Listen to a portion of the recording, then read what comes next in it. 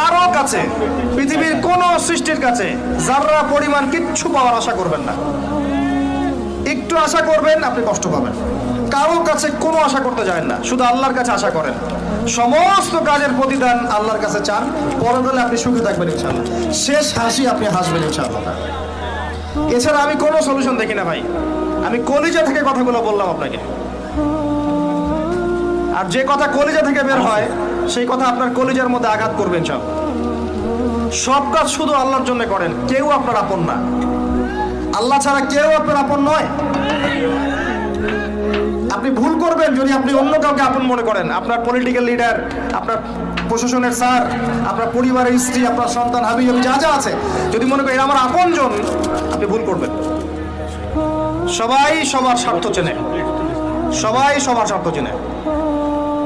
শুধু আল্লাহ আপনাকে নিঃস্বার্থভাবে ভালোবাসেন, আল্লাহ পাক স্বার্থ চান না।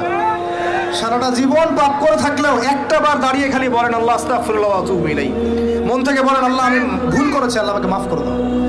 এক মুহূর্তের মধ্যে আল্লাহ পাক আপনার সমস্ত গুনাহগুলোকে নেকিতে পরিবর্তন করে দিবেন ইনশাআল্লাহ। আল্লাহ ছাড়া কেউ নাই আপন।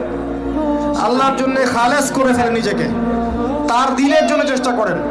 তার দিন আজকে অবহেলিত, তার দিন আজকে অপদস্থ। সারা বিশ্বের বুকে আজকে মুসলিমরা নির্যাতিত, নিপীড়িত।